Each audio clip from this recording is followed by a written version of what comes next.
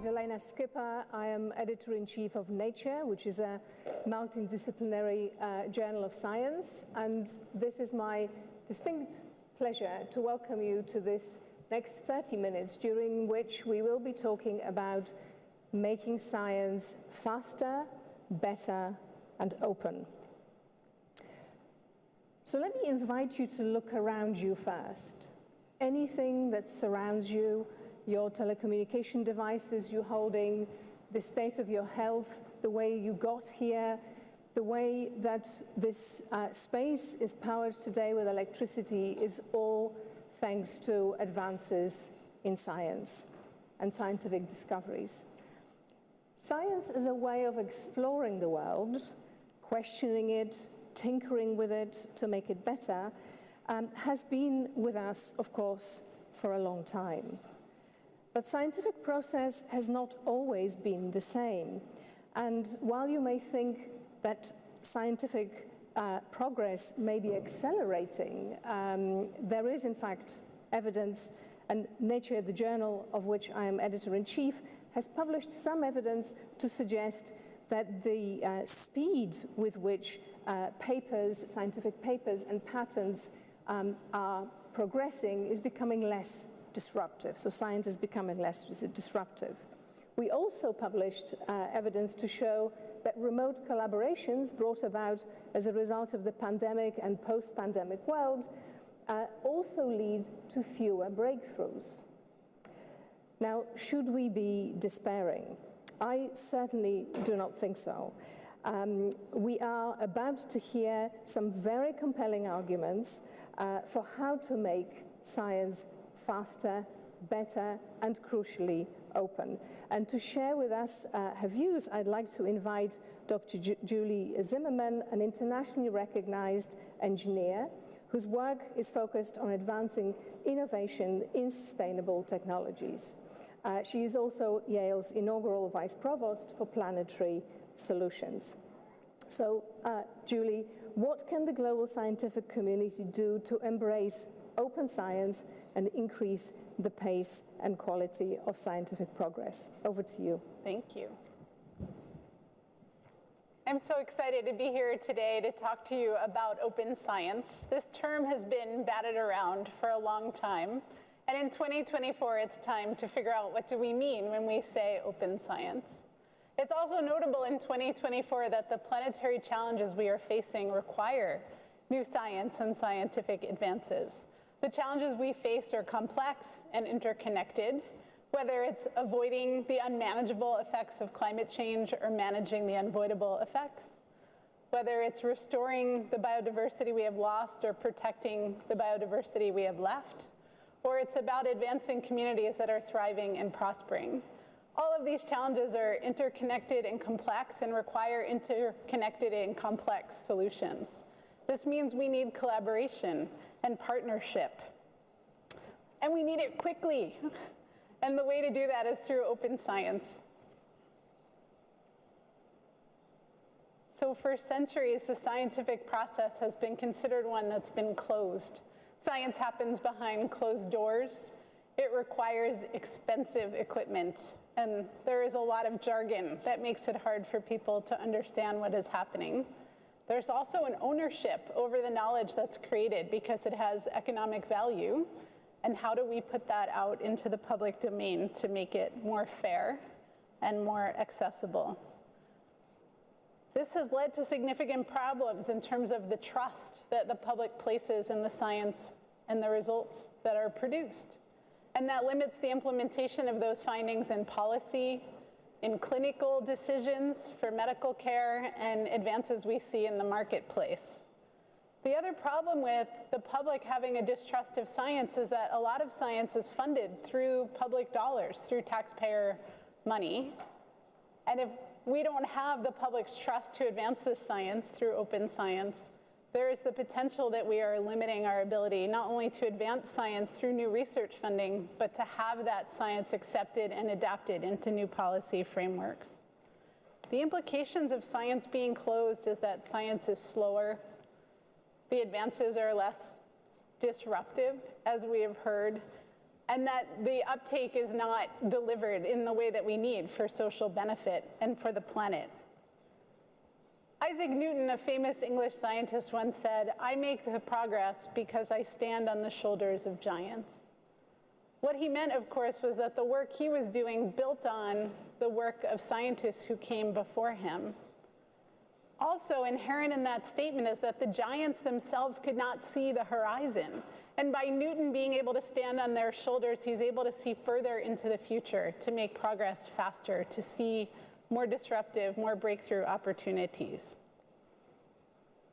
So in my own work in the field of green chemistry, we are focused on designing and implementing new chemistry that is inherently less hazardous. The idea here is, how do we provide the service and function of chemicals without the hazards that have come along, whether it's bioaccumulating or persistence or toxic? Most people, when you talk to them and you say, what is the first word that comes to mind when I say chemical? It's toxic. That is the first thing people think. Chemicals are bad and chemicals are dangerous. But I challenge you to look around this room. Everything you see, touch, and feel is a chemical. From the air you breathe, to the water you drink, to the clothes that you're wearing. So it's not that chemicals are bad, it's that bad chemicals are bad. That is, the chemicals that give us the function we want but are unintentionally hazardous or coincidentally hazardous. And so how do we separate the idea of what is a chemical and the function we need from what are the aspects that we don't want or don't appreciate in those chemicals?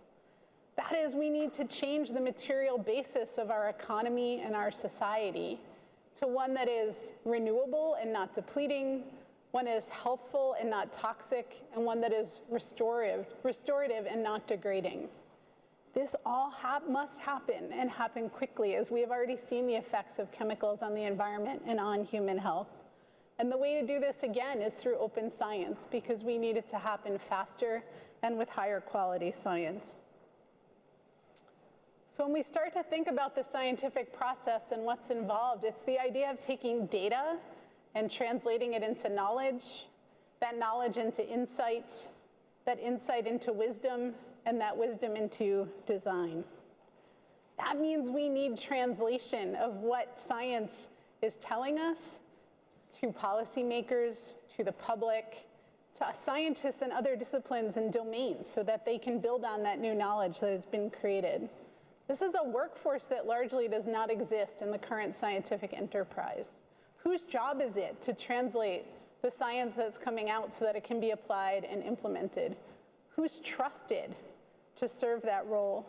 Whose voice is verifying and scrutinizing that science before it is adapted, translated, transformed for implementation and application?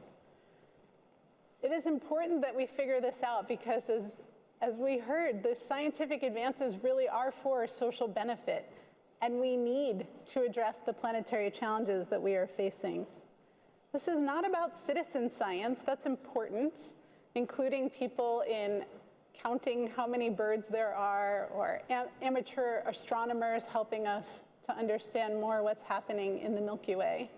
But this is about opening up the entire scientific process, from the questions that are being asked, to the hypotheses that are being posited, to the results that are being discovered, and finally to the implementation. We need the whole process to be open.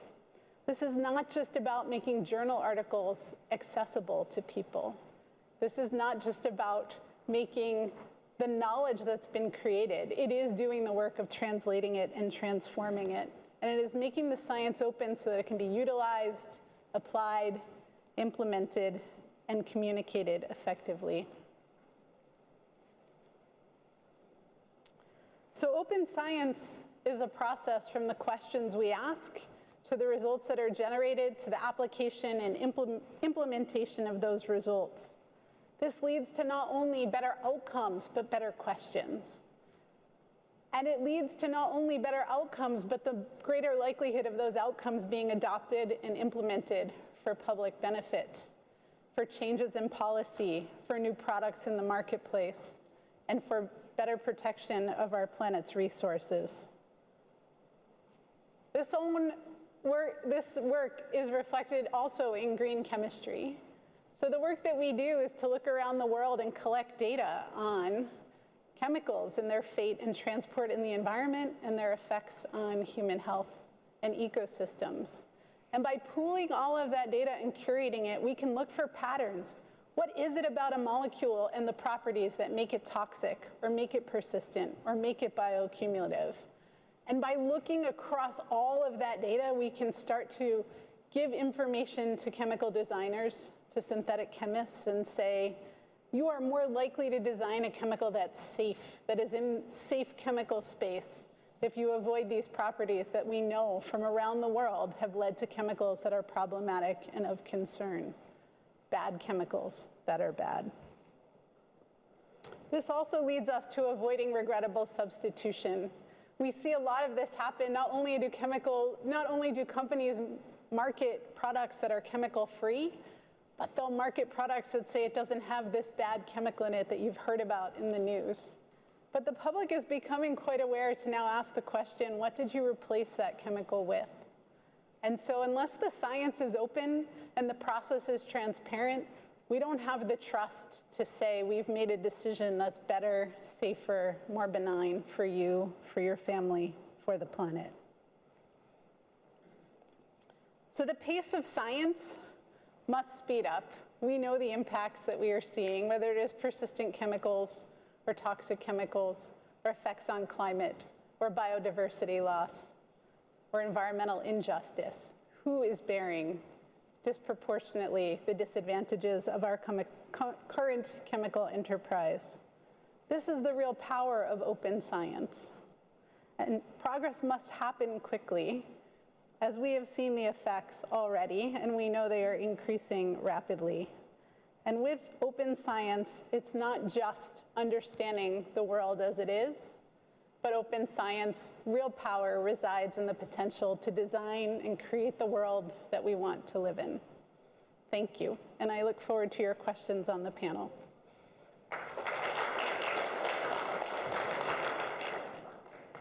Thank you very much, Julie. I told you there was no need to despair with my deliberately set up introduction. So I want to invite Julie back to the stage, but also I want to bring in Dr. Marga Gual-Soler, who is a science diplomat. She is the head of science diplomacy capacity building at the Geneva Science and Democracy Diplomacy Accelerator, GESDA. And together we'll be discussing some of the important points that Julie brought up during her presentation. And there should be time for questions from the audience, so please think of some. Julie, I want to start with you. You reminded us of the fact that through most of the history of science, it happened behind closed doors. And you also talked about those public dollars, or whatever the currency that you use, that's being spent on so much of scientific endeavor. And yet today we know that actually most of research that happens today is funded in the private sector. So how can the R&D, research and development, that happens in the private sector contribute to the opening of science that in turn will contribute to its speeding up? Yeah, I think that's an important question. It is a transition that we're seeing in the scientific enterprise. And the challenge, of course, is as private dollars are spent, there's a private benefit to those dollars, right? That knowledge that's created has economic value. And so the challenge here is to say, what is a public good? And what is the role of the private sector in supporting and advancing public goods? And we see some really interesting things happening, especially in the United States, with corporations being able to incorporate under new frameworks, B corporations that are there for social good, and so that their only responsibility is not fiduciary, but is also to deliver on public benefit. And so not only do we need to think about research differently, but what is the nature of the private sector in delivering on these benefits to society? Absolutely, and of course the private sector builds on the data which are available through open science already. So there is an opportunity for exchange there. So, Marga, I want to bring you into the conversation from your perspective as a science diplomat. How important is open science? Thank you, Magdalena. Good morning, everyone. I think there are three shifts that we can see building on Julie's presentation in science today. One is that science is becoming private, so more and more science is funded and housed within the private sector. But also science is becoming geopolitical and politicized, right? So science is now part of the diplomatic toolkit of a country. Science is becoming the subject of competition and also, for example, sanctions. No? So certain fields of science are no longer up for open collaboration. And we are seeing questions of national security now above questions of open global collaboration of science for the global good, which I think has been the paradigm for the last decades. And if we look, for example, in the global commons research, for example, climate change, global health, Antarctica, protecting our oceans, all of these diplomatic instruments and governance frameworks have been built on open data. So every time a country signs a diplomatic agreement, for example, to join the Antarctic Treaty or to the Paris Agreement, is always based on the open and free exchange of data and scientists and free circulation of ideas and people around the world. This has been the paradigm, and now it's quickly shifting both from this private research perspective, from the geopolitical and politicization perspective. And so what I would put as a solution, and what we do at the JESDA in Geneva, we look at this acceleration of science, and we don't really wait for science to be kind of out into the world to then bring in the policy, bring in the industry, because they are already in it.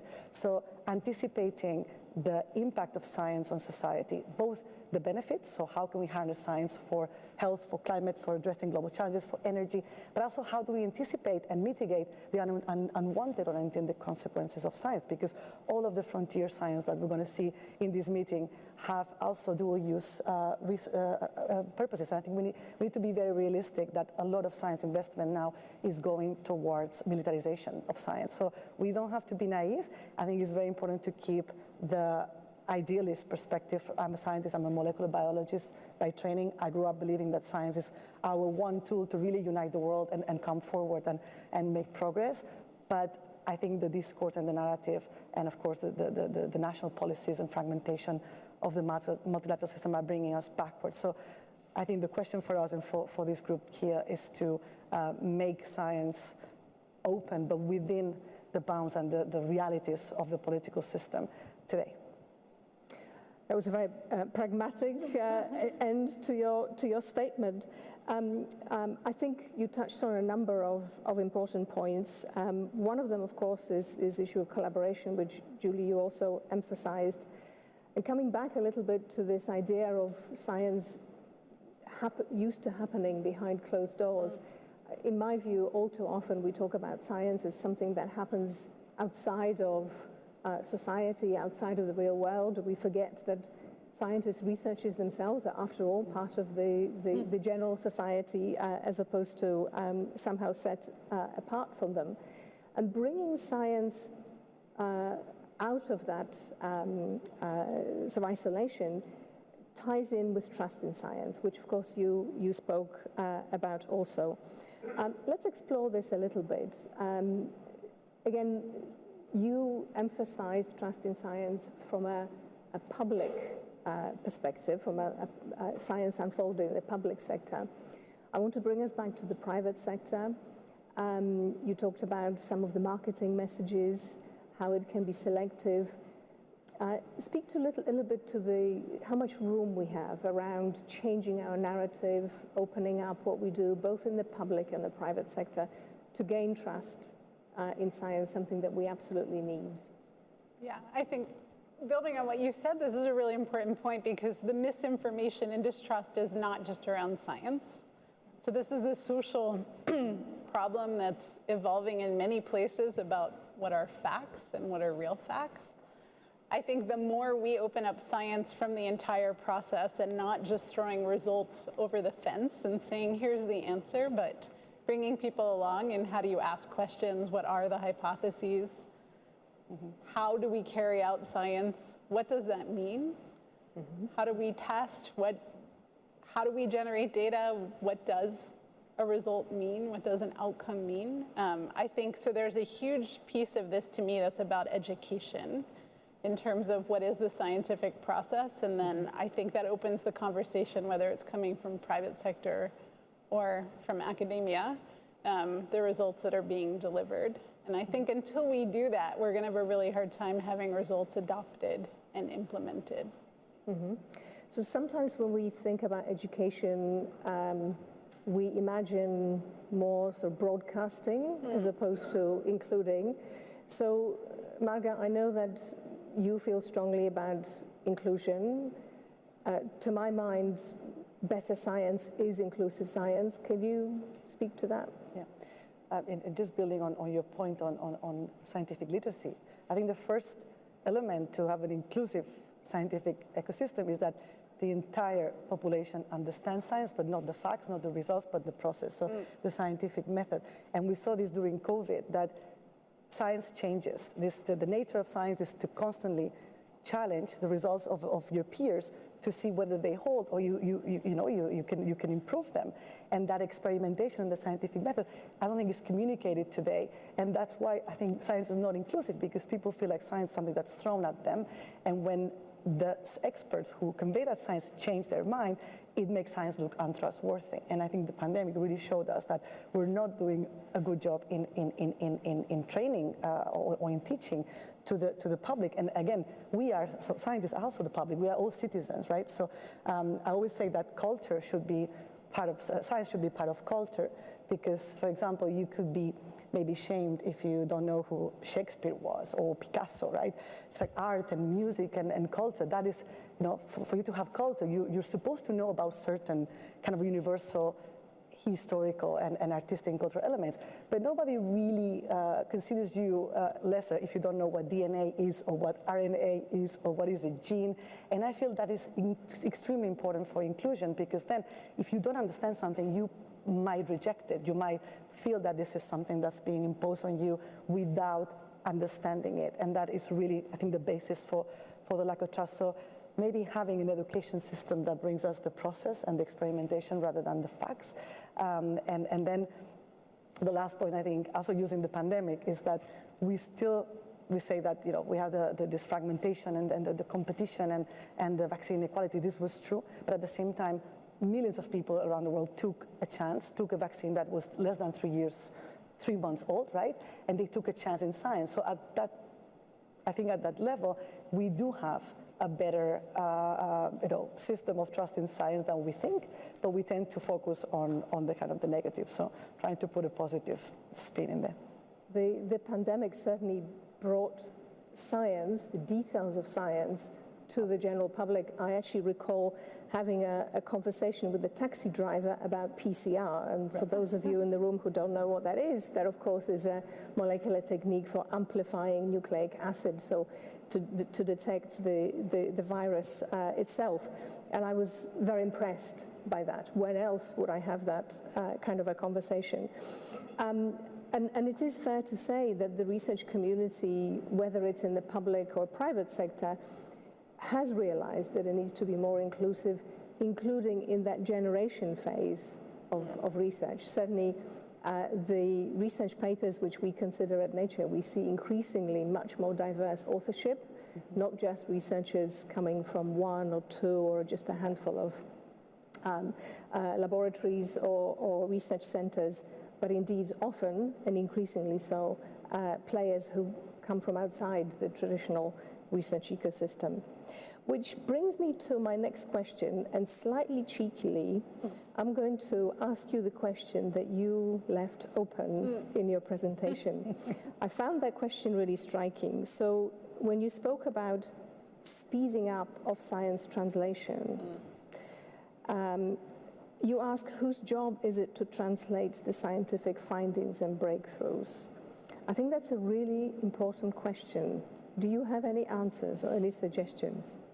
I think this is a really challenging area. So we train scientists. I teach scientists in my lab. We hire faculty who are scientists at the university. Most of them were not trained in communication or translation. So we're asking people to do something we've never taught them how to do, and it's not necessarily their skill set or expertise. To be a great scientist, historically you didn't have to be a great communicator. It feels very much to me like this is a workforce development opportunity, that this is a new career, a new path that we don't really have right now. And whether it's an academic enterprise or it's a not-for-profit or it's a foundation, that there is a new role that needs to be played as science has gotten more complex, more jargon, more niche. It's much harder to translate. And I think we need to train a new class of people who do that, and I think communication is critical. Particularly we see in climate change denial, it's far away, it's happening to someone else, it's not me, not here, not now.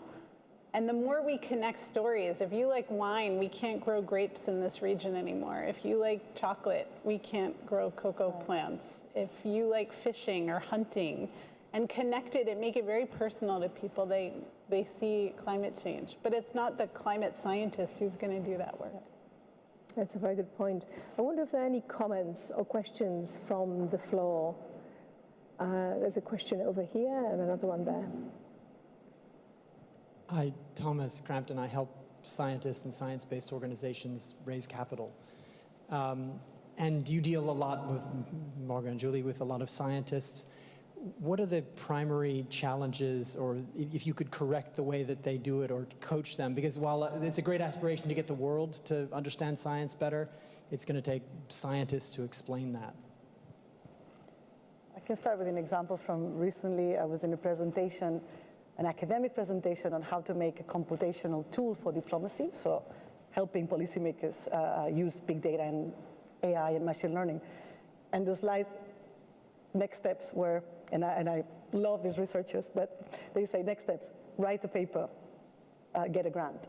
And the audience was policymakers and diplomats. So how is that going to help you as a practitioner, as a policymaker? That doesn't tell the user of the science how we're going to use it if I only know that your motivation is to write the paper and get a grant. So nothing wrong with writing papers, absolutely, by the way. But, absolutely. But I think the message is know your audience. So if you are speaking to your peers, your scientific peers, then by all means go technical and detailed and academic. But if you're speaking to practitioners, to industry, to government, maybe that's not the first thing you should lead with. And so this is an example very small. But I think the question of training is extremely important because now we need boundary spanners. So you said a new model of training. So at JESDA, we are experimenting with bringing people together around the problem.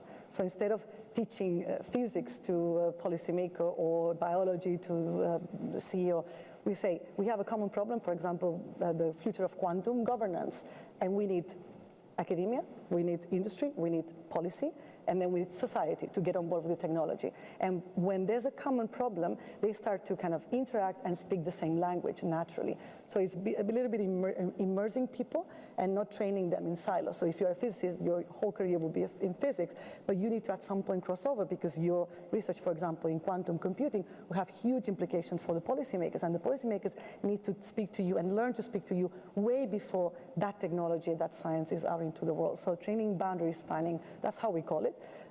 Between the four main communities, academia, diplomacy, citizens, and industry. And indeed, there is an emerging trend in training the next generation of interdisciplinarians who will be born without boundaries. Now, that's a beautiful idea.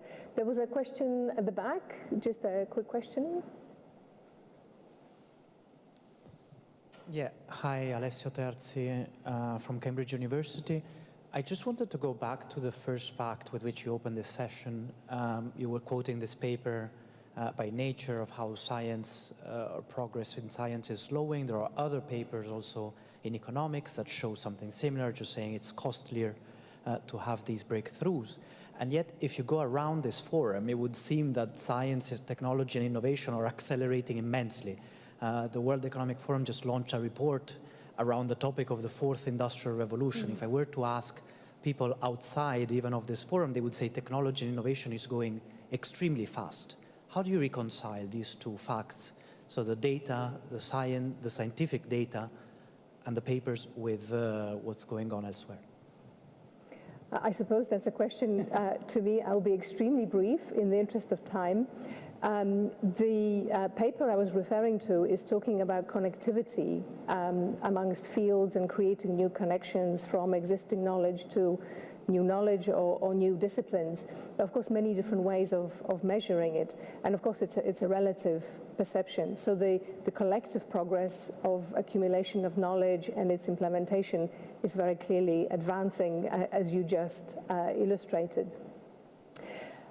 We are out of time, but I do want to ask you one final question, and I will ask for a very short answer. Julie, faster does not necessarily mean better. Just one sentence, how do we reconcile that? I think this is the difference between efficiency and effectiveness. So being very, very efficient doesn't mean we're being effective, right? If you're doing something and you do it more efficiently, it doesn't make the thing you were doing better. And so we have chased sustainability from my world by trying to go faster and being more efficient. That doesn't mean we're being better and more effective about it. Thank you. Marga, your perspective?